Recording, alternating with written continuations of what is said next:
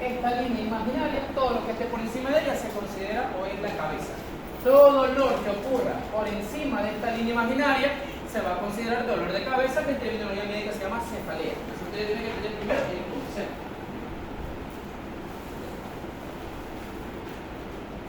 Ahora, una vez conocido el concepto, debemos entender, en primer lugar, que el cerebro no duele. El cerebro, a pesar de estar repleto de neuronas, de tener áreas sensitivas, bla, bla, bla, el cerebro no duele. Es decir, si alguien dice, me duele la cabeza, ¿puede ser un tumor cerebral? Puede ser que sí, pero el dolor de cabeza que tiene no es por el tumor en el cerebro, sino por la hipertensión endocrinal que provoca el tumor cerebral, que comprime estructuras que sí duelen, que no es el cerebro. O sea, una lesión pequeña en el cerebro que no provoque hipertensión endocraniana, ni que comprima ninguna estructura dolorosa, entre las cuales no está el cerebro, no va a producir en ningún momento cefalea o dolor de cabeza. Entonces, dentro de las estructuras dolorosas que se encuentran por encima de esta línea imaginaria que ya nosotros lo hemos conceptualizado, se encuentran las estructuras dolorosas extracraneales, es decir, lo que se encuentra por fuera del cráneo. Ahí tenemos los nervios que inervan los músculos y la piel. Eso es lo que sí capta dolor. Los músculos, nuestra piel que se encuentra por fuera del cráneo, gracias a los nervios que los inervan. Ahora, en intracraneal, por dentro del cráneo, ¿qué es lo que duele? La dura madre. Entonces, dentro de las estructuras dolorosas, la dura madre, porque la dura madre está inervada por el nervio trigémino. La parte anterior de la dura madre está inervada por la primera rama del trigémino, la parte media por la segunda y la tercera rama del trigémino, y la parte posterior está inervada por el noveno, el décimo y el primer nervio cervical. Esa parte posterior está un poquito por debajo de la línea imaginaria que le acabamos de comentar, ¿ya? En las meninges, el trigémino y los vasos forman un sistema que se llama el sistema trigémino vascular, que son los encargados o los que tienen que ver con el dolor. O sea, la meninge duele, pero no la meninge per se, no la meninge sola, no es la que duele. Duele porque está inervada por los vasos sanguíneos del trigémino, que junto con los vasos, por las ramas del trigémino, que junto con los vasos forman el sistema trigémino vascular, ¿ya? Ahora, dentro del parénquima encefálico sí existen estructuras dolorosas. Entonces, dentro del parénquima encefálico, las estructuras dolorosas son dos. Uno se llama núcleo de Rafe. Usted, por sus profundos conocimientos de neuroanatomía, sabe que está en el bulbo raquídeo, ¿ya? Y la otra estructura dolorosa es el locus ceruleus, que por sus profundos conocimientos de neuroanatomía sabe que está en la unión mesencéfalo-continua, ¿ya? Los núcleos de Rafe producen serotonina y el locus ceruleus produce noradrenalina, que son mediadores del dolor, que ya luego conversaremos, ¿ya? Entonces, esas son las estructuras que duelen. En extracraneal, los músculos y la piel, gracias a los nervios que están ahí. En intracraneal, las meninges, no la meninge per se, sino la meninge gracias a los nervios del trigémino, que junto con los vasos sanguíneos forman un sistema que se llama sistema trigémino vascular. Y dentro del parénquima, lo único que duele son los núcleos de Rafe y el locus ceruleus. Más que doler son los que expresan dolor, ¿ya? Son los que van a expresar el dolor, ya entendemos bien cómo. Entonces, eso es lo que tenemos que entender hasta ahora. Lo siguiente que tenemos que entender en relación a las cefaleas es que cuando un paciente llega con cefalea, lo primero que usted tiene que definir, lo primero que usted tiene que saber es si esa cefalea es primaria o secundaria, ¿ya? Porque si es primaria tenemos la migraña, la tensional, etc., en donde no hay ninguna lesión intracraneal, sino que simplemente tenemos que tratar el dolor, de la forma que ya luego conversaremos. Pero en cambio las cefaleas secundarias, esas sí que pueden ser debido a causas que van a matar al paciente, por ejemplo, tumor cerebral, un infarto cerebral, muchas cosas. Son cefaleas secundarias. Entonces, lo primero que usted tiene que entender es eso. Para poder usted saber si la cefalea es primaria o secundaria, debe usted entender la semiología del dolor. O sea, no solamente que llegue con dolor y ya usted ya sabe si es primario o secundario, sino que usted tiene que entender las características. Un concepto en relación a semiología que usted tiene que saber es que las cefaleas, de acuerdo al tiempo, se pueden clasificar en agudas y en crónicas. O sea, la literatura habla más o menos del término de 5 días. Agudas, cuando se encuentran antes de los 5 días, crónicas, cuando se encuentran posterior a los 15 días, y ese rango de 5 y 15, pues algunos lo consideran como subaguda, o simplemente hablan como de un rango intermedio, entre terminando de ser aguda y transformándose a la crónica. Ahora, yo quiero que ustedes queden claros con estos conceptos. Las cefaleas agudas pueden ser las agudas propiamente dichas, Es decir, que una cefalea que aparece en ese momento, que nunca antes en su vida ha tenido cefalea, que generalmente cuando aparece de forma súbita, el trueno, el relámpago, caracterizado como la peor cefalea de su vida, y eso se conceptualizaría como una hemorragia subaracnoidea. Esa sería una opción. Entonces, una cefalea aguda, per se o propiamente dicha, es aquella que aparece en ese momento y que nunca antes el paciente le refiere que ha tenido dolor de cabeza. Ahora, si esa cefalea es intensa, el trueno, etc., usted ya sabe que puede ser una hemorragia subaracnoidea. Ahora, tenemos otro tipo de cefalea aguda que se conoce como cefalea aguda recurrente. Es decir, el paciente le dice, doctor, me duele la cabeza. ¿Y antes le dolió? Sí, me dolió igualito la semana pasada. Me dolió igualito el mes pasado. Pues ya me duele así, doctor, 2 años ya siquiera. Yo he ido de médico en médico, me mandan una pastillita, me la tomo, me ayuda, pero después a los 6 meses me vuelve a doler. Y así tengo 2 años. Es decir, que es una cefalea aguda recurrente. A cada instante aparece, desaparece, aparece, desaparece, y esas se relacionan con los episodios agudos de las cefaleas primarias. O sea, puede ser una migraña en etapa aguda recurrente, una cefalea tensional en etapa aguda recurrente, un episodio agudo recurrente de cefalea cervicogénica, puede ser cefalea en racimo, que eso casi nosotros no lo vemos, realmente no debería estar en nuestro penso, pero bueno, está colocado y lo tenemos que conversar porque la cefalea en racimo aquí en este país no existe. Ya luego veremos por qué. Pero las dos que sí que existen son, y ustedes la van a ver, la tensional, la migrañosa y la cervicogénica, ¿ya? Entonces pueden ser episodios agudos. Si el paciente ya le dice que antes ya tenía las mismas características del dolor, que ya se ha hecho ver, generalmente ya tiene este estudio imaginológico, etc., usted ya debe comenzar a pensar que quizás esa cefalea es una cefalea primaria y usted tiene que darle medicación para que el paciente mejore, ¿ya? Ahora, dentro de las cefaleas crónicas, más que entender el tiempo, lo que usted tiene que recordar es que las crónicas se dividen en dos: las cefaleas crónicas progresivas y las cefaleas crónicas no progresivas. Las no progresivas, el paciente le dice, doctor, tengo 7 días con este dolor de cabeza, pero es que es igual, doctor, la verdad, a veces baja, a veces se queda ahí, pero no empeora. Esos son los episodios crónicos de esta cefalea de acá. O sea, inicia como una aguda recurrente, pero por X motivo, por falta de medicación, porque sigue todavía el estímulo, qué sé yo, si algo lo conversaremos, se cronifica. Pero el paciente le dice que no aumenta la intensidad, que es el mismo dolor, que a veces incluso ella como que desaparece y sigue su vida cotidiana, pero luego otra vez vuelve a aparecer. O sea, el mismo paciente en ocasiones, en la gran mayoría de ocasiones, él mismo se lo va minimizando, él mismo le va más o menos dando la pauta, ¿ya? Porque generalmente estos pacientes de aquí, con cefalea aguda recurrente, con cefalea crónica no progresiva, son pacientes que casi siempre cuando usted lo ve ya tienen un diagnóstico o un cuasi diagnóstico. Ya han sido vistos varios años, lo ha visto la mamá de Tarzán, el tío, la prima, la cuñada, etcétera, etcétera, etcétera, y todo el mundo, hasta que de repente digo, vamos a verlo con un neuro, con algún médico ya de verdad, etcétera, para que me pueda tratar, ¿ya? Ahora, en cambio las cefaleas crónicas de tipo progresiva, que le dice el paciente, doctor, yo tengo este dolor de cabeza desde hace 6 meses, pero hace 6 meses me dolía poquito, hace 3 meses ya me comenzó a doler más, y la verdad, doctor, la semana pasada el dolor ya se me estaba haciendo insoportable, por eso yo me preocupé y vine aquí. Eso que él está tratando de decir, que hay algo que está creciendo, y mientras más crece, produce mayor hipertensión endocraniana, y por ende ya el dolor aumenta, y eso me habla de una masa en crecimiento. Entonces, una cefalea crónica progresiva me sugiere, obviamente no es el diagnóstico, porque el diagnóstico es imaginológico, pero me sugiere que probablemente hay una masa creciendo. Las masas que crecen más frecuentes son los tumores y la malformación arteriovenosa, ¿ya?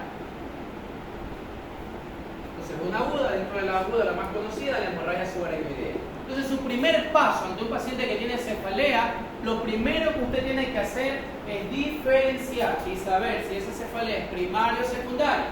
Porque la primaria es fácil, tensional, migrañosa, usted la trata, fin de la historia, luego le da otros medicamentos que luego conversaremos. Pero las secundarias sí pueden ser algo potencialmente fatal. Si usted no lo trata, se le va a morir el paciente.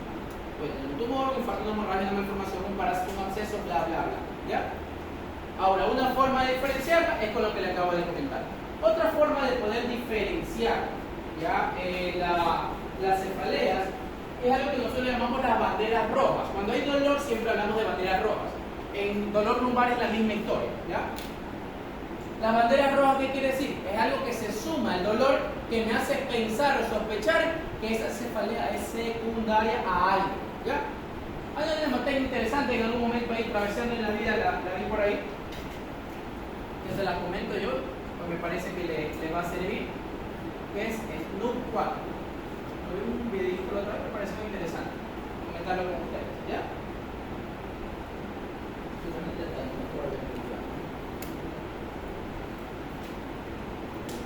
Ya, entonces, si su paciente tiene cefalea, usted tiene que identificar si tiene características que le hagan pensar si primaria o secundaria. Una característica es que tenga síntomas sistémicos. O sea, por ejemplo, el paciente dice, doctor, tengo cefalea y fiebre documentada, ¿no? No es que tiene fiebre por dentro, por ejemplo. Él le toma la temperatura, está con fiebre. Dice, doctor, pero es que la fiebre también puede provocar cefalea, sí, pero ya le está dando un signo de alarma. Puede ser que sí, puede ser que no. Porque alguien me puede decir, doctor, pero yo la otra vez tuve fiebre y me duele la cabeza. Porque la fiebre produce vasodilatación y eso produce cefalea. Sí, porque tenemos que ir analizando todo el contexto del paciente, ¿no? Todo el contexto del paciente. Pero bueno, cefalea, síntomas sistémicos, fiebre. O cefalea en un paciente con VIH, imagínense. Paciente con VIH, recuerden la patología más común del VIH, cuando lo conversamos en primera clase, ¿cuál era?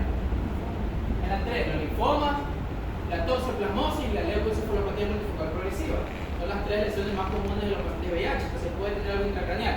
O cefalea en un paciente con un CA.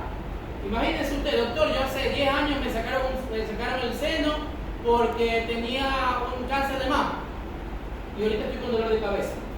¿Ya? Puede ser que no tenga nada, puede ser una metástasis cerebral. Entonces usted ya lanza su signo de alarma, no, cefalea y algo sistémico, algo general, pero que pueda tener relación con su cefalea. Yo le recomendaría a usted que la trate, o no la trate, la inicie a manejar con una cefalea secundaria, que ya veremos qué es lo que vamos a hacer. La N, cefalea y síntomas neurológicos. Ya ustedes son expertos en semiología neurológica. Entonces, usted ve a su paciente con cefalea, hay que hacerle un examen neurológico, por lo menos un examen neurológico mínimo. Usted me dice, doctor, pero en la consulta me dan 10 minutos, va a ver lo mínimo. Claro, pupilas y focalidad.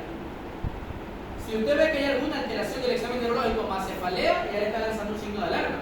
Tiene cefalea y defecto motor, cefalea y alteración de la marcha, cefalea y un síndrome cerebeloso, cefalea y un piramidal, un sensitivo, bla, bla, bla. Cefalea y cualquier síndrome neurológico que usted conozca, le hace pensar que son secundarios, ¿no? Ahí viene la O es la 11, significa forma de inicio. ¿Cómo inicia la cefalea? Aquí volvemos a repasar lo que ya hemos conversado 10.000 millones de veces. Cefalea de aparición aguda, súbita, trueno, relámpago, eso es hemorragia subaracnoidea. ¿Cómo inició la cefalea, doctor? El dolor de que yo estaba tranquilo y de repente me comenzó a doler la cabeza terrible. No sé ni cómo estoy vivo, ya usted ya le da su signo de alarma. La otra O es OLE, la edad del paciente. Toda cefalea que aparece en un paciente mayor de 50 años de edad, la literatura dice solamente por edad, trátala como secundaria. No trata, sí, manéjala como secundaria, se le da para. Manéjala como secundaria. ¿Ya? Mayor de 50 años de edad, hágale su estudio. Y luego viene la P. ¿Ya? Aquí son 4 P, que siempre me olvido de una. La 1P son los precipitantes. Si el paciente dice que tiene algún precipitante, ya que algo le aumenta, aunque todo se le dice, doctor, cuando todo me duele la cabeza, pues es maniobra de Valsalva, está aumentando la presión intracraneal. Si él cefalea, puede ser que eso sea lo que tenga en la cabeza. Doctor, cuando estoy en el baño, pujo para la evacuación, solo ahí me duele la cabeza. Lo mismo, el pujar aumenta la presión intracraneal y si tiene algo en la cabeza, eso le está provocando la cefalea.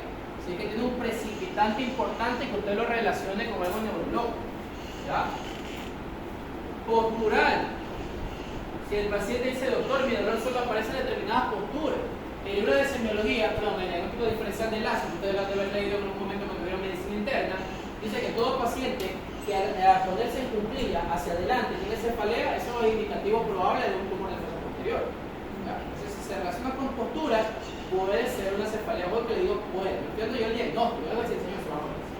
No, sí que no se va nada. Va a morir. No, eso es puede. ¿De cómo saca el puede? Con un estudio imagenológico, que ya luego lo conversaré. ¿Ya? Lo otro es el patrón de la cefalea. Si la cefalea tiene algún patrón que usted le haga sospechar de algo. Ejemplo típico, doctor, solamente me duele la cabeza en la mañana.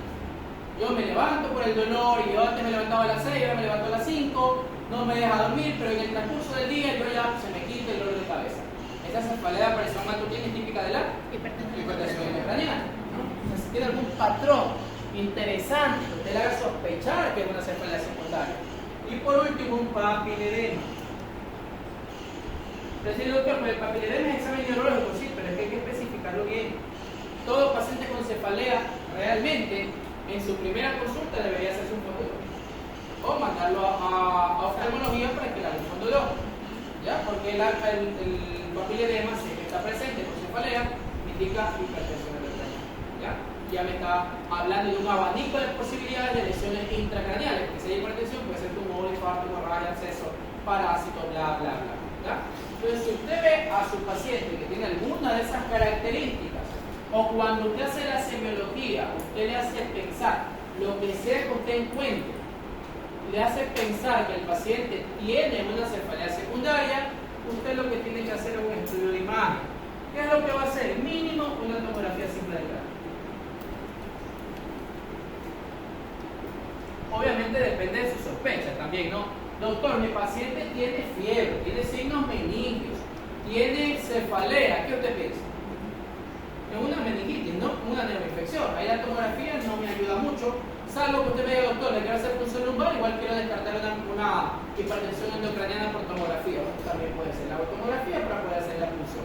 Pero el diagnóstico me lo da la punción lumbar, ¿verdad? Entonces, mínimo usted le pide una tomografía simple de cráneo.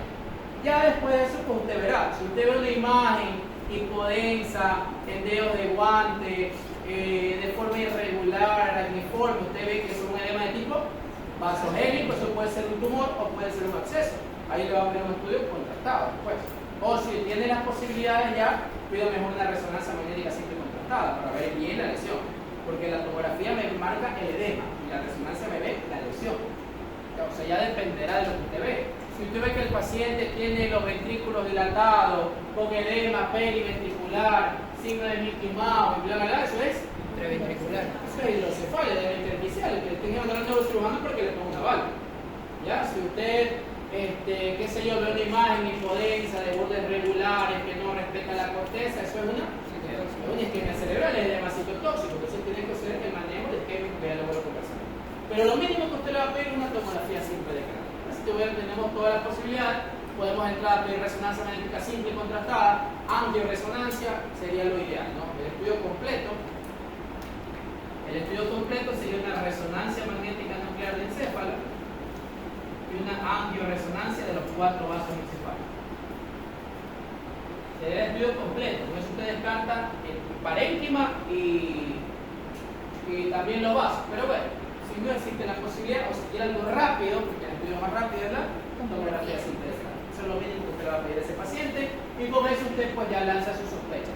Si la tomografía es normal, igual le queda la duda, pídale su resonancia magnética nuclear y con eso ya se aclara su duda. ¿Ya? Y si la tomografía es patológica, pues usted manejará de acuerdo al resultado de la tomografía. ¿Ya?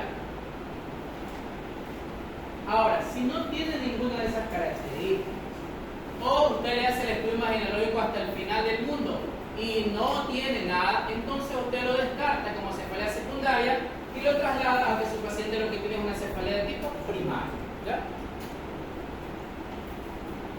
Algo que también dice la literatura y es interesante, que en cefalea, debido a que la cefalea no siempre va a ser, usted va a decir, doctor, pero si no tiene nada de eso, ¿puede igual ser secundario? Sí. La verdad es que sí. A veces no, bueno, a mí no me ha pasado quizás, pero sí tengo compañeros que les ha pasado. Pensaba que era primaria, le estuve dando medicación, nunca mejoró. Y le mandé a hacer un estudio de imagen y realmente tenía algo en la cabeza. Eso sí puede pasar, ¿ya? Puede pasar, pero esto está justificado porque no tiene ninguna bandera roja que le haya justificado para el estudio de imagen. Quizás luego ya presentó un defecto motor, que dice, no, si algo tiene que tener, le manda la tomografía y era un tumor que tenía en la cabeza, ¿ya? Porque no tenía bandera roja. Por eso la literatura sí dice que para la tranquilidad suya y del paciente, usted sí puede hacer un estudio de imagen a todo paciente con la primera consulta con cefalea. O sea, si el paciente le dice, doctor, me duele la cabeza, y usted le hace el examen y todo está normal, doctor, hágame una tomografía, igual por si acaso usted estudia resultado, bla. O sea, si usted la solicita por la tranquilidad del paciente, usted está tranquilo porque no tiene bandera roja, pero el paciente, ¿cómo está? Usted lo tranquilizó, pero no lo convenció. Entonces, por la tranquilidad del paciente, sí le justifica también hacer un estudio de imagen. O sea, usted no queda como deshonesto, ni como que no sabe, etcétera, porque la literatura sí nos protege en ese aspecto, porque la cefalea, al ser muy general, las damas cuando tienen su ciclo menstrual pueden tener cefalea. Si ustedes tienen, qué sé yo, la semana pasada estaban con cefalea en esa semana de exámenes, si tienen algo estresante, se quedan con algo que tienen cefalea,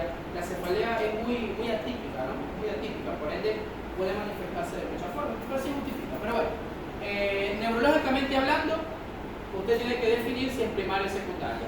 Si es secundaria, pues usted hace su mínimo estudio de tomografía simple de cráneo, y si es primaria, pues usted puede decir, no, no hay nada que hacer, no hay que pedir el estudio de imagen, lo manejo como primaria en dependencia de la semiología, ¿ya? Vamos a hablar ahora de las cefaleas de tipo primario. Vamos a hablar de las dos primeras, que son las dos más frecuentes. Luego vamos a hablar de una que nunca en su vida usted la va a ver, salvo que se vaya a Europa, pero que bueno, está en nuestro peso. Y al final vamos a hablar de la tercera más frecuente que usted se va a ver, ¿ya? Entonces, dentro de la cefalea, la primera que vamos a hablar es la cefalea de tipo tensional. Entonces, de cada cefalea nosotros vamos a conversar primero la edad de presentación. Segundo, el género, que es más frecuente. Las características. Al hablar de características, recuerda usted lo que ya habíamos conversado, que es el famoso Alicia Pelusa.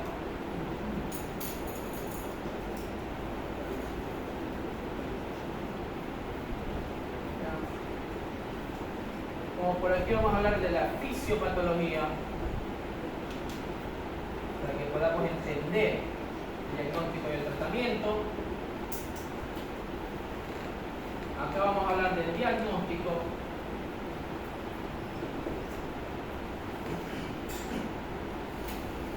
Y por último vamos a hablar del tratamiento. El tratamiento en la cefalea se divide en dos: el tratamiento de crisis y el tratamiento preventivo.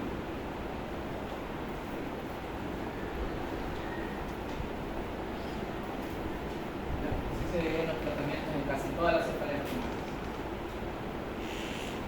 Hablemos de la cefalea tensional. Con relación a la presentación o la edad de presentación, la cefalea tensional es una cefalea que aparece aproximadamente entre los 20 y 50 años de edad.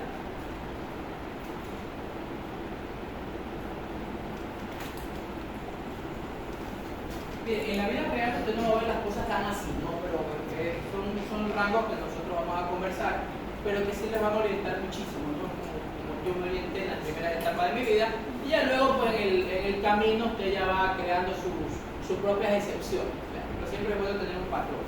Entonces, con respecto a la edad, aparece aproximadamente entre los 20 y 50 años de edad, y es una patología casi exclusiva de las mujeres. Al referirme a mujeres, me refiero a la cefalea tensional como una patología establecida, como una patología que pueda cronificar, para hacerse crónica no progresiva. Porque la cefalea tensional es el tipo de cefalea que todos hemos tenido en algún momento de nuestra vida. La semana pasada estábamos con estrés de las clases, bueno, no es fácil, es la materia más fácil que tiene el ciclo, pero el resto de materias que son complejas y difíciles, etc., les producen cefalea. Entonces, esa cefalea que ustedes estaban teniendo es una cefalea tipo tensional. Ya vamos a ver la fisiopatología de la cefalea. Ahora, al hablar de género más frecuente en mujeres, me refiero a cuando la cefalea se cronifica, ya se transforma en un problema que amerita ser tratado, que aparece muchas veces al año, etcétera, etcétera, etcétera, ¿ya?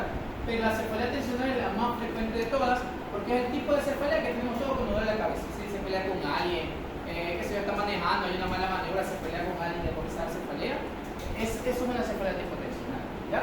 Pero una cefalea ya con características de cefalea primaria, que hay que tratarla, que va a dar problemas, etc., es típico en mujeres, ¿ya? Queda claro. Con respecto a las características, hay características, como le digo, no siempre se van a presentar así, pero tienen un patrón muy típico en este caso, ¿ya? Por ejemplo, la aparición. Usted ya sabe que la aparición de las cefaleas primarias puede ser aguda, recurrente o crónica de tipo no progresiva. Cualquiera de las dos presentaciones puede aparecer, ¿ya? Cualquiera de esas dos presentaciones es la que usted puede ver. Generalmente la gente habla de un promedio de 7, 15 días cuando yo hablo de crónica, pero bueno, ya esos días usted lo va a ir viendo en el transcurso de su vida. Eso no siempre tiene un mismo patrón, ¿ya? Con respecto a la localización, la cefalea tensional tiene una localización bastante característica, que es biparietal. La paciente le dice, doctor, me duele la cabeza, ¿desde cuándo? Desde ayer, es aguda. ¿Le ha dolido antes? La verdad es que sí, doctor, me duele una vez a la semana por 6 meses atrás. Toda la semana me duele la cabeza, religiosamente. Entonces es una aguda de tipo recurrente porque toda la semana le aparece el dolor. ¿Dónde lo duele? Dice, doctor, acá arriba, donde salen los cachos, más o menos por ahí. Así como yo le voy a referir el dolor. De los dos lados, de los dos lados, doctor. Entonces ya está característico. Una mujer, usted la ve una mujer entre 20 y 50 años de edad. Generalmente siempre están más cercanos al tope alto. Mire que dice 20 a 50, porque pasado los 50 yo pienso cefalea de tipo 60 años. A veces, doctor, pero no se lo da. Bueno, pues ya queda una cefalea tensional en dependencia de las características. Con respecto a la intensidad del dolor, esto sí es muy subjetivo, ¿no? La literatura dice que la cefalea tensional en relación a intensidad puede ser leve o moderada. ¿Cómo yo lo conceptualizo? Por medio de la escala de EVA, que ustedes conocen, la escala visual analógica, que dice del 0 al 10, de 0 no le duele nada, y 10 que le duele mucho, ¿cuánto le pone? Entonces, si el paciente le dice que tiene entre 0 y 2, es leve. Si tiene entre 3 y 7, es moderado. Y si tiene entre 8 y 10, es severa. Entonces, en teoría, el paciente le va a decir que tiene entre 0 y 7. Ahora, esto sí es muy subjetivo porque cada quien capta el umbral del dolor diferente. Lo que al joven le produce mucho dolor, a la señorita quizás no le importa, y viceversa. O sea, todas las cosas son así, ¿no? Pero en la literatura habla de cefalea leve moderada. Igual no le tome mucho en cuenta eso para los exámenes, para la evaluación, para el tipo de cosas. No vamos a mantener en estos conceptos, pero en la vida real depende del umbral del dolor.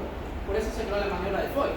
Usted le toca al paciente y en dependencia de cuánto le duela, con una intensidad leve, usted se da cuenta del umbral del dolor que tiene cada persona. Pero bueno, ya. Con respecto a las características, la cefalea tensional, la característica es opresiva. El paciente le dice que tiene un peso sobre la cabeza. Dice, doctor, me duele los dos lados, siento un peso, como que alguien se me sentara encima, como que alguien se me está sentando. Usted le pregunta, ¿cómo es el dolor? Le late, le duele, le hinca, bla, bla, bla. ¿Ya? Con respecto a la irradiación, pues bueno, aquí no hay irradiación. Con respecto con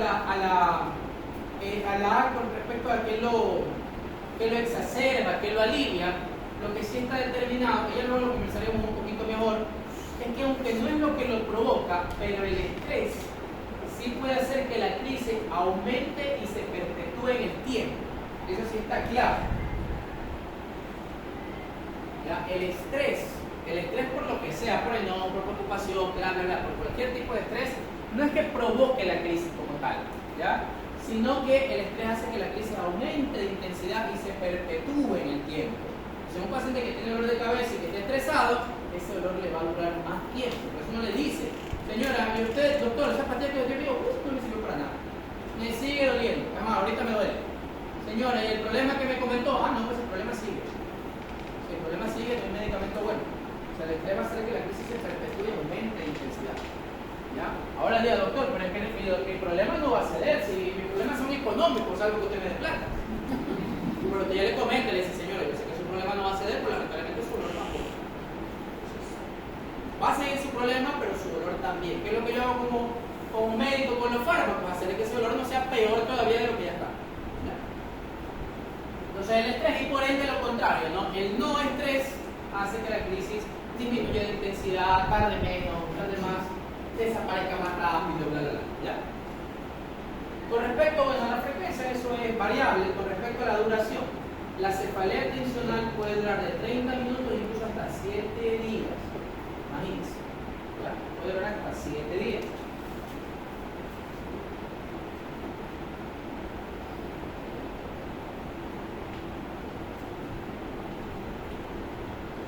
Ahora, en relación a los síntomas acompañantes, en teoría no presenta síntomas acompañantes. Ya vamos a hablar un poquito del diagnóstico, ¿no?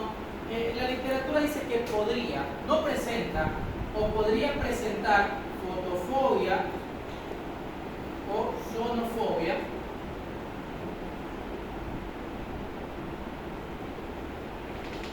fotopsias o acúfenos, pero generalmente o presenta uno de los dos o lo más frecuente que no presente nada.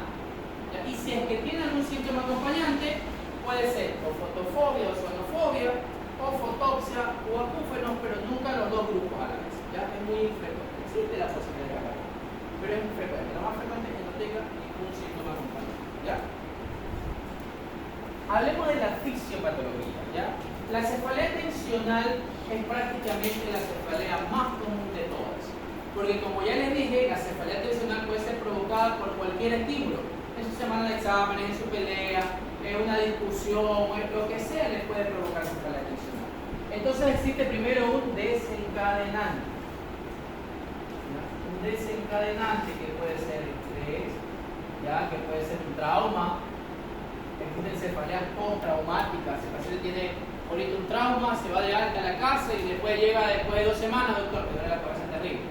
Le dice, capaz se le formó un hematoma, algo producto del trauma, normal la tomografía. Es una cefalea tensional postraumática, producto del trauma. Queda la lesión establecida, aunque no se evidencie en tomografía. Entonces, ¿qué es lo que sucede? Esto de aquí produce liberación de procesos inflamatorios.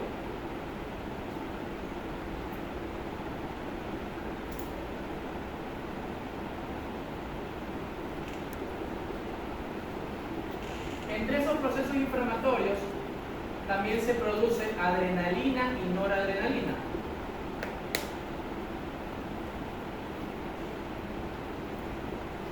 Esa adrenalina y noradrenalina va a producir una vasoconstricción sobre la musculatura pericraneal, los músculos que están en el cráneo. Usted sabe que está el músculo frontal, el músculo occipital, el músculo temporal.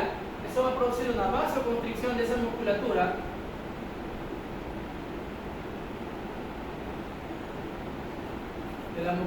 pericraneal, que va a provocar una isquemia de la musculatura pericraneal, y eso es lo que provoca el dolor. Entonces tiene ese desencadenante. El desencadenante produce una liberación de determinados procesos inflamatorios que produce estos estímulos simpáticos. La adrenalina y la adrenalina produce vasoconstricción de la musculatura pericraneal, y esa vasoconstricción de la musculatura pericraneal, esa isquemia que produce, es la que provoca la sensación de peso, la sensación opresiva que dice el paciente. ¿Ya? Es eso. Y eso le provoca dolor. Como le digo, el estrés, si bien es cierto, no interviene en todo el proceso fisiopatológico, pero sí puede iniciarlo, pero lo peor es que perpetúa y aumenta la intensidad de la crisis. Tenemos que ver muy bien la influencia del sistema límbico sobre este tipo de cefalea, ¿no? Entonces, como esa isquemia de la musculatura pericraneal produce un peso que es la que provoca el dolor, por eso se llama cefalea tensional. Antes se pensaba que la cefalea tensional era tensión, estrés, etc., ¿no? Si ustedes ven, interviene mucho el estrés, pero el nombre de cefalea tensional no es por eso, sino es por el peso que crea la musculatura pericraneal isquémica sobre las estructuras álgicas, porque acuérdense usted que hablamos que las estructuras álgicas son los nervios que inervan la piel y los músculos pericraneales. Entonces, al entrar en isquemia los comprimen, y esa es la sensación opresiva que tiene el paciente. ¿Ya? Eso con respecto a la fisiopatología. Ahora, en relación al diagnóstico, para nosotros llegar a un diagnóstico, si usted de entrada, si usted era un paciente con estas características, usted descartó por imágenes o descartó semiológicamente una cefalea de tipo secundaria, y como le digo, viene con esas características, usted lo diagnostica como cefalea tensional y lo trata como cefalea tensional. Y usted hace todo lo que hiciera con cualquier cefalea tensional. Pero por el momento usted lo trata, su diagnóstico es cefalea tensional probable. Así se llama, cefalea tensional probable. Usted hace lo mismo, el mismo tratamiento, las mismas indicaciones. No cambia nada, simplemente que le suma la palabra probable. Porque para hablar de cefalea tensional diagnosticada, ya con la palabra de cefalea tensional sin necesidad de probabilidades, usted necesita 10 episodios en el diagnóstico. Como usted se da cuenta, el episodio, el diagnóstico es evidentemente clínico, porque se supone que usted la imagen lo utilizó no para diagnosticar primario, sino para descartar secundarias, que es parecido pero no es lo mismo. ¿Ya? Entonces, para hablar del diagnóstico, nosotros hablamos primero de cantidad de crisis. ¿Cuántas crisis tiene el paciente? Para usted el diagnóstico tiene que tener 10 episodios. ¿Ya?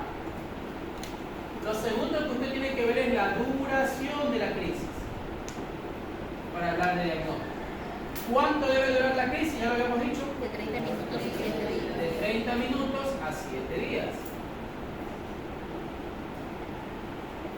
Esa es la primera. Ahora, el tercer acápite diagnóstico debe tener 2 de las 4 siguientes características que vamos a conversar.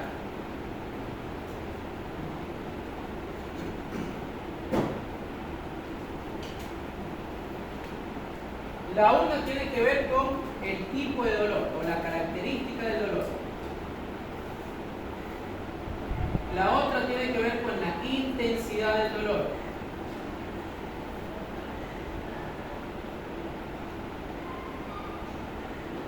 La otra tiene que ver con la relación con el ejercicio. Y la otra tiene que ver con la localización del dolor. ¿Ya? Entonces tienen que tener dos de las cuatro siguientes que ya hemos conversado. ¿Cuál era la característica? ¿Cuál es el tipo de dolor que tienen ellos? ¿Cómo lo refieren? Como el tipo opresivo. ¿Cuál es la intensidad? La intensidad debe ser leve a moderada. ¿Cuál es la localización que debe tener? Biparietal. Entonces tiene que tener dos de las cuatro. Y en relación al ejercicio, no tiene relación con el ejercicio. O sea, el ejercicio no lo aumenta, ni lo disminuye, ni tampoco impide que el paciente realice sus actividades. Eso me refiero a actividades diarias. ¿Ya? Que él realice sus actividades diarias. Les repito, eso también depende de cada persona. Hay personas que con un mínimo de cefalea ya están tumbadas en el suelo y están haciendo tratamiento.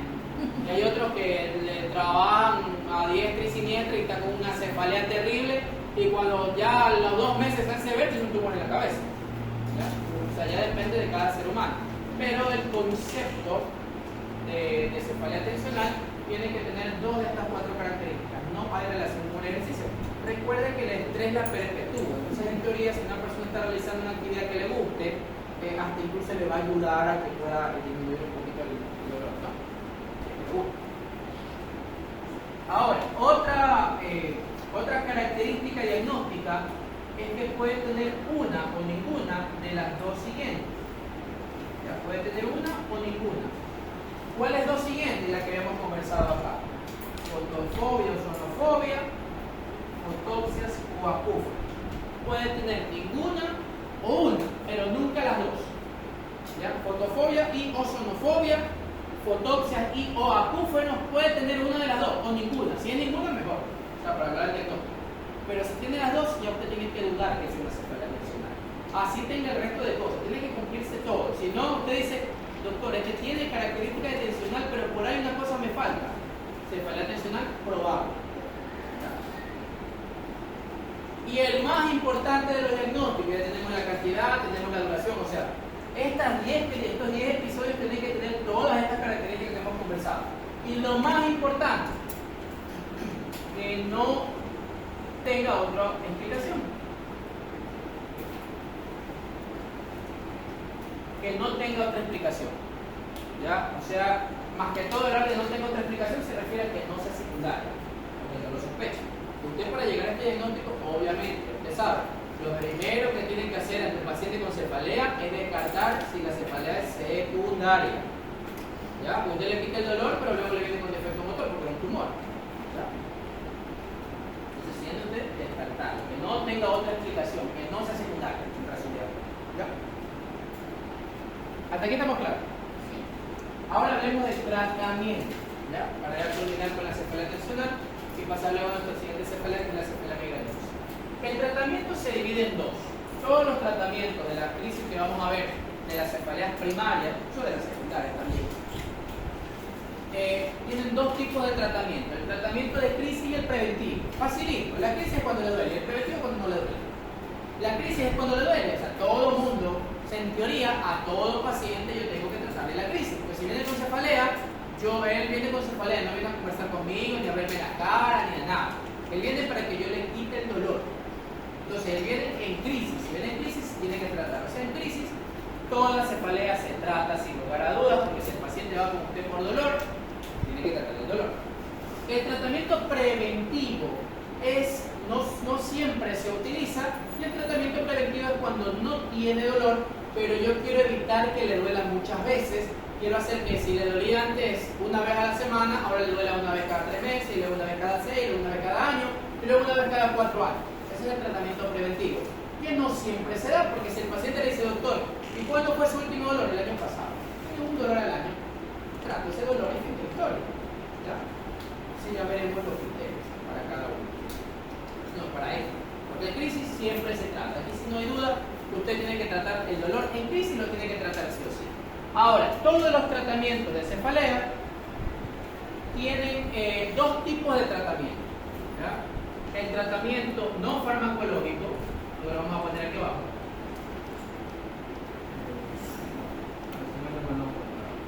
El tratamiento no farmacológico, lo vamos a poner acá.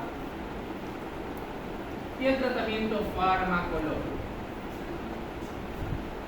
En relación a las cefaleas, como usted se da cuenta, tienen desencadenantes. Y eso usted lo va a ir viendo cuando veamos terminal migraña, cuando veamos la cervicogénica, cuando veamos la cefalea.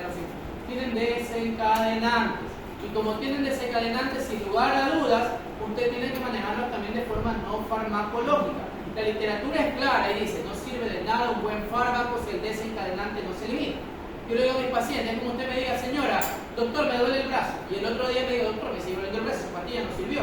¿Qué estaba haciendo? No, yo me estaba pegando en el brazo todo el día. Si sigue pegando en el brazo, por más que le den un analgésico, el dolor va a seguir. Asimismo, si usted sigue con el estímulo doloroso que le provoca la cefalea, no interesa el fármaco, igual le va a doler. ¿Ya? Entonces, en lo no farmacológico, generalmente estos pacientes con cefalea tensional le dicen que su dolor aparece con mayor frecuencia cuando tiene un episodio de estrés. Que si no se peleó con la vecina, se peleó con el marido, tiene problemas familiares, qué sé yo. Generalmente son los desencadenantes, los álbumes del estrés. A veces sí pueden aparecer de la nada, porque ya queda la secuela de lo que ha pasado del estrés. Porque generalmente estas personas son personas muy estresadas, son personas que tienen una vida que sea un poquito complicada, conflictiva, estresante, por la causa que sea, laboral, académica, familiar, qué sé yo. Pero generalmente son así, usted lo ve, una persona muy estresada. ¿Ya? Entonces, dentro del tratamiento no farmacológico, ¿qué es lo que usted le va a decir? Que quite el estímulo del estrés, si es que lo conoce y si es que lo puede sacar. Si me dice, doctor, pero es que mire, yo la verdad mi problema es mi suegra, yo vivo con ella, ¿qué puedo hacer? Pues trata de evitar la pelea con su suegra. Si está peleando y le comienza a dar la cabeza, dígale, suegrita, mañana seguimos peleando. Y vaya a ser otro lado, es lo que usted puede hacer. Intente, o sea, lamentablemente, ya cuando ustedes vean pacientes reales se van a dar cuenta que no es fácil, ¿no? O sea, yo no le puedo decir a usted, mi estrés es que no tengo trabajo y mis hijos no comen, busque trabajo. Así de fácil, ¿no? Pero bueno, dentro de lo posible, siempre digo, dentro de lo que se pueda, trate de eliminar su fuente de estrés. Dentro de lo que pueda. Si está peleando con alguien, digo, mañana peleamos, yo me voy a dar la cabeza y me voy a hablar. Y mañana sigue peleando. ¿Ya? Entonces, lo que tiene que hacer ese paciente es eliminar el desencadenante que generalmente es el estrés. Entonces, por lo menos en ese momento, eliminar el desencadenante. Aunque esto no es tan efectivo como si lo es en la migraña, que ya luego vamos a conversar, sí es bueno que también usted le recomiende que en crisis el paciente se vaya a un cuarto oscuro y que nadie le moleste la vida. Es decir, que evite los estímulos externos. Evitar estímulos externos. Siempre le digo, coja, cuando usted le comienza a doler, desde el momento que usted ya sabe que le va a doler, porque generalmente los pacientes con cefalea crónica, no progresiva, con cefalea aguda recurrente, ya saben cuándo le va a doler. Doctor, a mí cuando ya me pique el ojo es porque me duele la cabeza. O a mí cuando yo ya siento que me late el corazón, ya me duele. Ya comienza que ya aprende uno, ¿no? Entonces ya saben, apenas usted siente que le va a doler, vaya a un cuarto oscuro y que nadie le moleste la vida. Doctor, pero es que ningún cuarto mío es oscuro. Póngase una orejera, póngase un trapo en los ojos, póngase algodones en la oreja, que se le quede incrustado ahí. Pero trate de evitarlo dentro de lo posible. Doctor, pero es que me duele en el trabajo. Bueno, que no se puede hacer. Pero trate de evitar los estímulos externos y eliminar el desencadenante. Obviamente todo en la vida real es dentro de lo posible. ¿Ya? Ese es el tratamiento no farmacológico de la crisis. Ahora, ¿cuál es el manejo farmacológico? Recuerden que dijimos que tenemos dos tipos de intensidad de dolor. El dolor leve y el moderado. ¿Ya? Dentro del leve, usted lo va a manejar de forma farmacológica leve, con el fármaco más leve que tenemos en el manejo analgésico. El primer escalón terapéutico en la analgesia, que es el famosísimo y conocido paracetamol. ¿Ya? Él le dice paracetamol, más que todo en adultos es 1 gramo, él le comienza a dar ya determinadas dosis. Él le dice 1 gramo, a veces dice tómese una tableta. Generalmente lo que yo les mando es dar un tratamiento por solo ese día, digo, tómese 1 gramo 3 veces al día, ¿ya? Eliminen el estrés, evite los estímulos externos. A veces el paciente ya le llega, le dice, doctor, mire, yo me duele la cabeza, pero cuando me tomo paracetamol, o me tomo ibuprofeno, me tomo lo que sea, se me para el dolor. Entonces usted ya sabe cuál es su tratamiento para crisis. Ese tratamiento no cambie, porque ya lo tiene ahí. No, vamos a probar con paracetamol. Yo les recomiendo que lo mantenga, porque usted ya sabe cuál es el tratamiento efectivo. Porque si no, usted va a estar salte buscando el tratamiento efectivo. Hasta que después, dice cuántos meses o días, recién usted va a identificar cuál es. Si el paciente ya le dice qué es lo que toma, porque generalmente como usted casi siempre llegan unas agudas recurrentes, el paciente ya sabe, doctor, yo me tomo esto y se me quita. Pero mi problema es que ya no quiero que me esté doliendo toda la semana. Mi problema no es el dolor, porque yo me lo tomo y se me quita. Pero no quiero estar con dolor toda la semana. Entonces usted elija el que el paciente le dice, y si no, usted le elige. Si el dolor es leve, usted puede utilizar paracetamol, no gramos, fin de la historia. ¿Ya? Ahora, si el dolor es moderado, ahí usted ya debe utilizar AINES. Usted puede utilizar el AINES que le guste. Dentro de lo que dice la literatura, los AINES que tienen mejor eficacia, en primer lugar tenemos al ibuprofeno, en dosis de 600 y de 800 miligramos, porque recuerde usted que el ibuprofeno puede venir 400 y 200. Eso lo doy la dosis. ¿Ya? Otros que también sirven son el naproxeno. ¿Ya? Tenemos el ketoprofeno. También tenemos el ácido acetilsalicílico. El ácido acetilsalicílico es bueno, ¿sí? Es bueno. La verdad a mí, particularmente, no es un concepto del libro, es mi forma de pensar. Para mí el ácido acetilsalicílico es para el infarto agudo de miocardio y para el evento cerebrovascular isquémico. Fin de la historia. Yo no utilizo nada. A veces los visitadores médicos me dicen, mire doctor, el mejor fármaco para la migraña tiene ácido acetilsalicílico, para paracetamol y necesito otra historia. Yo lo cojo, pero realmente es muy personal, es un concepto propio, no es de literatura ni de libro. Para mí el ácido acetilsalicílico es para el infarto agudo de miocardio y para el evento isquémico. Yo le tengo mucho respeto al ASA y lo guardo en mi fármaco en el infarto agudo de miocardio y en el infarto cerebral. Pero realmente sí sirve en el manejo de la cefalea, pero como le digo, para mí no. Tiene mucho mayor riesgo sangrado. Todos estos AINES son gastrolesivos, pero el ASA es peor todavía. O sea, de todos los efectos adversos, usted sabe que el ácido acetilsalicílico es el peor, ¿ya? Por la evidencia de sangrado, la lesión gástrica, bla, bla, bla. Por eso yo no lo utilizo. Pero la verdad que si usted revisa, también no toma la aspirina. Pero la literatura sí dice que el uso de ASA es muy parecido a la efectividad del paracetamol. El paracetamol es muy bueno en la cefalea tensional, ¿ya? Entonces casi es lo mismo para darle ASA que para darle paracetamol. Y el mejor, según la evidencia lo que dice, el mejor fármaco es el ibuprofeno y el naproxeno, ¿ya? Pero realmente usted puede elegir el que sea. Porque usted puede decir, doctor, pero mi tía tomó ibuprofeno como 3 meses y nunca le hizo nada. Y después un doctor le mandó, qué sé yo, le mandó diclofenaco, doctor, buenísimo, ese diclofenaco que tiene una fe. A todo el mundo le pasa restando diclofenaco en la calle. ¿Por qué? Porque ese es su fármaco.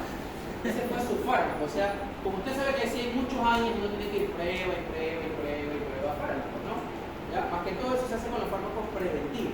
Pero usted tiene que ir probando. Si usted le manda a la siguiente cita, le dice, usted sabe que no me hizo nada, pero no con el fármaco. Vamos bien, ¿ya?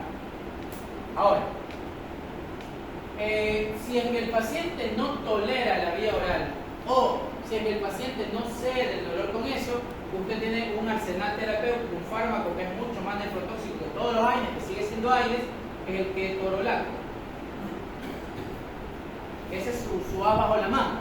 Si es que el paciente tiene episodios eméticos y todo eso, no tolera la vía oral, usted le pone ketorolaco intravenoso. O el mejor, realmente muy bueno, yo generalmente mando esto. ¿Ya? El ketorolaco sublingual, que se llama Dolgenal Rapid Sublingual.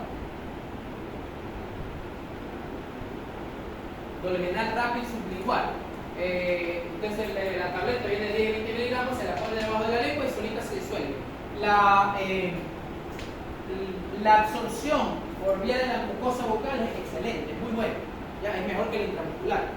Ya el intravenoso sí puede estar dando igual, pero la absorción sublingual es mejor. Y ese fármaco es creado para esa absorción sublingual, y el Dolgenal, que es ketorolaco, que tiene una efectividad analésica buenísima. Y aparte es rápido, es decir, de actuación rápida. Usted tiene 10 y 20 miligramos, la puede guardar. Cuando son episodios de cefalea que a veces son muy intensos, que le quita la vida, que ella llora, que dice cuándo y todo eso, yo le mando Dolgenal rápido. Y cuando ya logro efectividad, le digo, bueno, si en algún momento le vuelve a doler la cabeza, ya no se ponga la Dolgenal rápido, sino probemos con ibuprofeno o con paracetamol. Cuando ya veo que he logrado efectividad, pues ya le voy bajando la intensidad de la crisis, porque ya cada vez se va espaciando. Antes le dolía una vez al mes, ahora le duele 2 veces al año. ¿Ya? Que es diferente. Entonces, este es el manejo farmacológico que usted le va a dar a la cefalea tensional. ¿Ya? Ahora, hablemos del manejo preventivo. El manejo preventivo no se da cualquiera. el manejo preventivo no es regalo.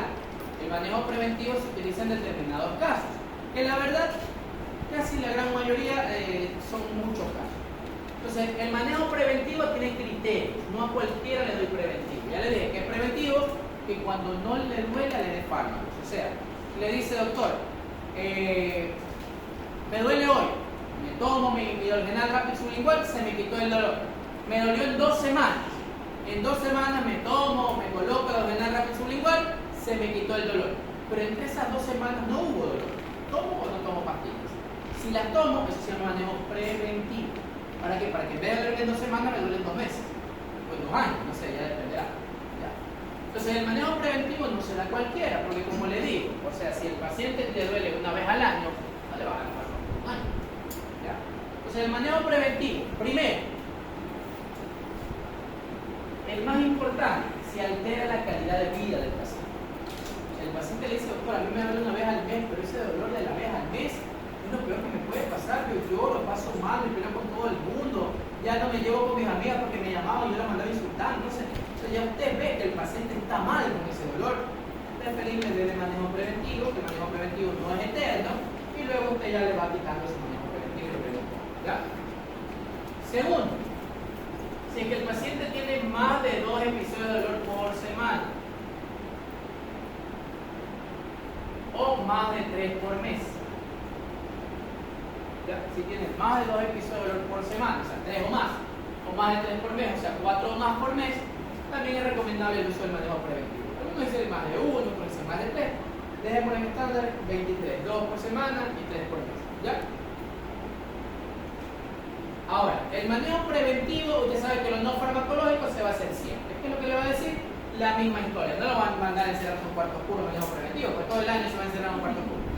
¿Ya? Lo que tiene que hacer es que elimine el estrés, trate de ver dentro de lo posible los problemas que usted tenga, tratar de solucionarlos. Si es que lo puede evitar, evítelo, bla, bla, bla. Ese tipo de cosas, o sea, aconsejarlo. A veces toca enviarlo incluso a psicología, psiquiatría, porque ya sus problemas personales son muy fuertes y usted ya se da cuenta que por más que le dé fármaco, nunca va a mejorar el paciente. Entonces mandarlo a psicología, psiquiatría para que nos ayude, lleve un manejo ansiolítico más fuerte, etcétera, etcétera. ¿Ya? Usted va viendo cómo usted va enrumbándose en el tratamiento de ese paciente. ¿Ya? Ahora, para hablar del tratamiento farmacológico debemos entender un concepto básico. Existen simplemente 3 tipos de dolor, pero vamos a hablar solo de 2 porque el uno es muy parecido a otro que vamos a hablar. Existen 3 tipos de dolor, pero vamos a hablar solo de 2. El dolor, existe, como le dije, 3, el uno lo vamos a conversar. Está el dolor nociceptivo y está el dolor neuropático.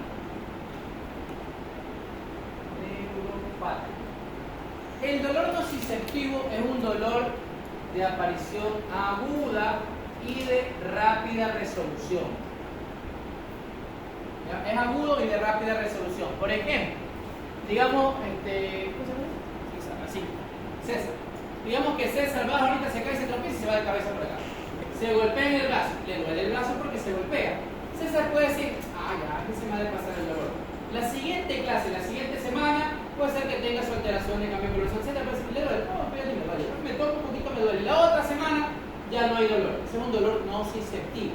En ese momento que se cayó le dolió, quizás tomó medicación, sí, doctor, ese día me tomé el ibuprofeno porque la verdad tenía miedo que me duele, que no pueda descansar, qué sé yo, pero el otro día ya ni sentía.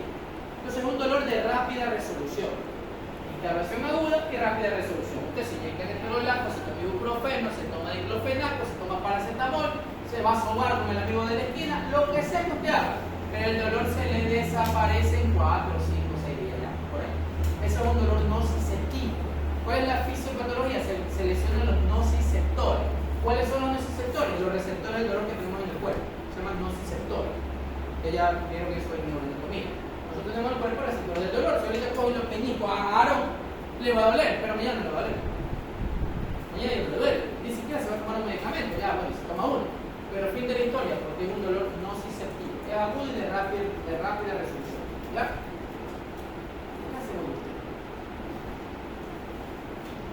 El otro dolor que tenemos es el dolor neuropático. El dolor neuropático, en cambio, es todo lo contrario. Es un dolor crónico.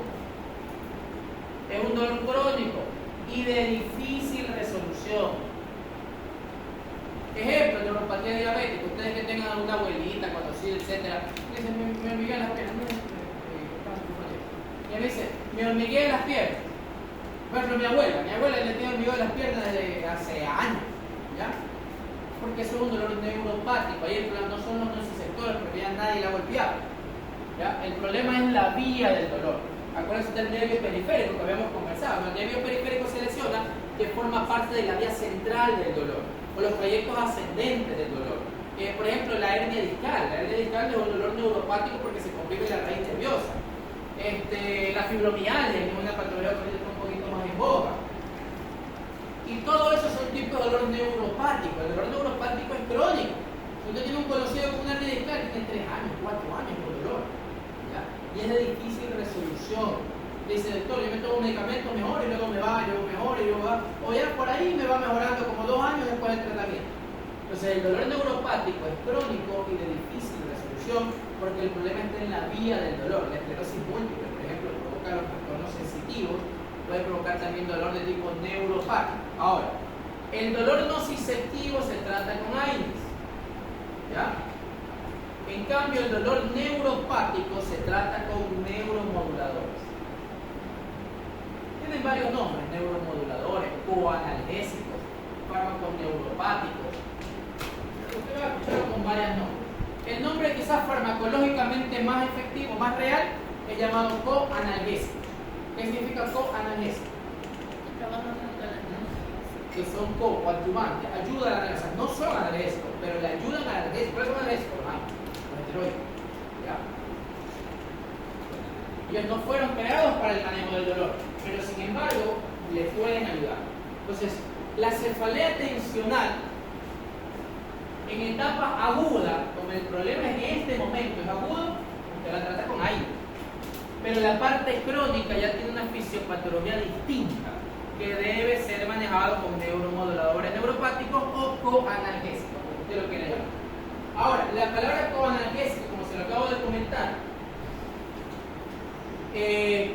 significa que no fueron creados para el dolor, pero que ayudan a los fármacos del dolor.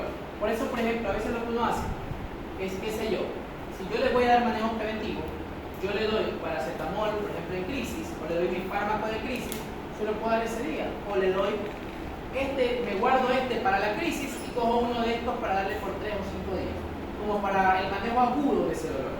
Y luego, el resto de días me quedo yo con el manejo preventivo con coanalgésicos. Ahora, como les digo, los coanalgésicos no son analgésicos, son adyuvantes porque forman parte de la fisiopatología de esa vía neuropática. Entonces ahí, por ejemplo, tenemos antiepilépticos, fármacos antiepilépticos. Obviamente hay varios. Dentro de los que más sirven, o los más conocidos, tenemos a la gabapentina, tenemos a la pregabalina, que ya luego los conoceremos cuando hablemos del capítulo de epilepsia. Tenemos al ácido valproico y tenemos al topiramato. Hay muchos más antiepilépticos, pero los que tienen más efectividad en el manejo son estos 4. ¿Ya? Pero hay muchos más. El doctor, la motrillina, yo creo que la también puede ser la motrillina, pero los más conocidos son estos. ¿Ya? Tenemos antidepresivos, la amitriptilina, la nortriptilina, la fluoxetina, la paroxetina, el escitalopram, de ahí entre otros. ¿Ya? Tenemos, por ejemplo, mira, incluso fármacos antihipertensivos. Y usted tiene que explicar, porque usted le manda, qué sé yo, ácido valproico. Dice, doctor, yo no me tomé eso, porque eso es para los que convulsionan y me convulsionan. ¿Qué le pasa a usted? Casi me da ataque, no, yo soy loco que me da el ataque. No, doctor, a mí yo busqué mi hijo buscó en internet y me dijo, mamá, no tome eso, que eso son para los que convulsionan y que no convulsionan. Yo no tomé. Le tiene que explicar, estos fármacos son antiepilépticos, pero realmente son neuromoduladores. Modulan el sistema nervioso, y así como modulan las crisis epilépticas, modulan el dolor, porque ya usted sabe que la fisiopatología del dolor tiene que ver algo, ¿ya? Entonces, los antidepresivos, Tenemos antihipertensivos, imagínese usted. Por ejemplo, tenemos los llamados calcioantagonistas que usted conoce, el verapamilo. Tenemos a la flunarizina, por ejemplo. Tenemos al nimodipino, que no le para mucha bola, pero igual. Ya dentro de los calcioantagonistas que nos pueden por ahí servir. Tenemos, por ejemplo, los ARA2, más que todo el que ayuda es el valsartán. Tenemos los IECAS también, el lisinopril. Aquí el candesartán también sirve, valsartán, candesartán y los ARA2. Le repito, hay muchos más, ¿no? Pero los que más sirven aquí como manejo son estos. Tenemos betabloqueantes también. El más conocido es el propanolol y el atenolol. El atenolol. ¿Ya? Antidepresivos, para entonces usted, dentro de su fármaco de manejo preventivo, ¿cuál va a elegir? Pues depende, ¿no? Si usted, por ejemplo, ve que su paciente quizás es epiléptico, puede utilizar un fármaco antiepiléptico. Si usted ve que su paciente es depresivo, usted va a utilizar un antidepresivo. Si usted ve que su paciente es hipertenso, pues usted puede utilizar un antihipertensivo. En estos pacientes, fisiopatológicamente, como tiene que ver mucho el estrés, lo ideal sería que usted elija de esta rama su fármaco preventivo. Porque es antidepresivo, generalmente son pacientes ansiosos con algún tipo de problema. ¿Ya?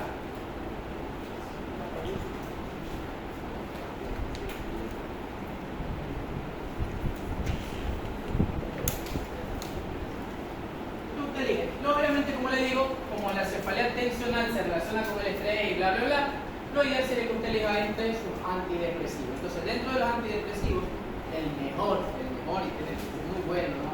Muy bueno, es la amitriptilina. O sea, es mi recomendación personal. Pero ahora usted, como preventivo, usted elige el que. Usted elige el que le gusta. ¿Ya? El que usted tenga más experiencia, el que a usted le guste más, el que a usted le parezca el nombre más bonito. Pero lo ideal, por lo menos intencional, es elegir entre los antidepresivos. El mejor es la amitriptilina. La amitriptilina no es muy difícil de conseguir. Entonces, bueno, pues ya toca ahí ver, está probando también con ácido valproico, todo. No, le hablo yo de cosas personales. La amitriptilina a mí me gusta muchísimo. Por ejemplo, yo, no en este caso migraña, que el tratamiento preventivo es parecido. Nosotros, la literatura dice que es muy bueno el topiramato y el valproico. Yo utilicé el topiramato en un caso y me hizo el efecto adverso de inmediato, que es ellos hacen la propartesia en mano y pies. Entonces hizo mucha propartesia y lo dejó, porque veo que prefiere que lo dé en la cabeza que lo dé en las manos, porque el dolor es insoportable. Y lo dejó y no lo tomó, y lo llegó con acefalea.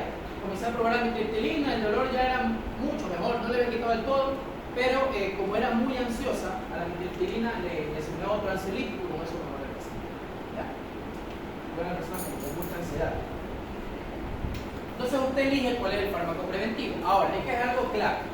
Porque el paciente, por ejemplo, llega, usted le da dentro de los ansiolíticos, antidepresivos, que es lo mejor, porque estos pacientes son ansiosos. Entonces el doctor, yo le digo escitalopram, que es el Centus. Y a la otra semana viene el paciente, uy doctor, no me hace nada. Yo me tomo la paracetamol que usted me mandó, sí, para que se me quite el dolor. Pero me duele todos los días. No me está haciendo nada. Entonces usted tiene que recordar que los neuromoduladores, estos analgésicos neuromoduladores, primero, su inicio de acción es a los 15 días. ¿Ya? O sea, a los 15 días recién va a comenzar a ver algo. Y así es con lo mismo con los antidepresivos también. Porque el paciente toma el doctor triste. ¿Cuándo toma? Ayer. No, tenés que esperar 15 días por lo menos. El inicio de acción es a los 15 días. Pero en la vida real, para que usted sepa si el fármaco sirve o no, tiene que pasar 2 meses. O sea, usted le manda amitriptilina. Si en un mes el paciente sigue con la misma frecuencia de cefalea, no puede hacer nada. Tiene que esperar 2 meses. Si en 2 meses le dice, doctor, digo igual o peor, ahí usted le cambia. La misma historia, 2 meses más.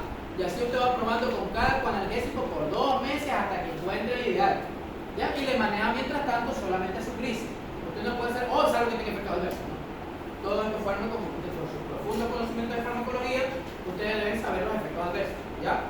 Ahora, una vez que usted encuentre el fármaco ideal, usted dice, qué sé yo probé topiramato, no le fue bien, de ahí cambié a amitriptilina. Y con la amitriptilina la paciente a la semana ya estaba feliz de la vida, le digo que estaba contentísima. Ya, obviamente, ya antes de los 2 meses ya me lo da el tratamiento. Ahora, ¿por cuánto tiempo lo doy? El tratamiento es por 6 meses a 1 año. ¿Ya?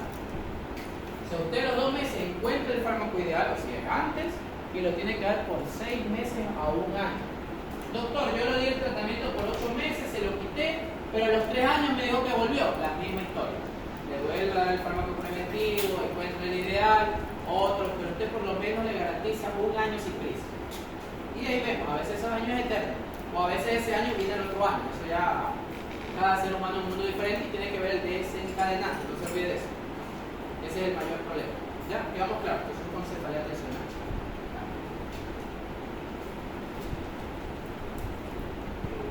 Fue una serie de 14, yo me hace 5 minutos de receso, ¿ya? 6, 19.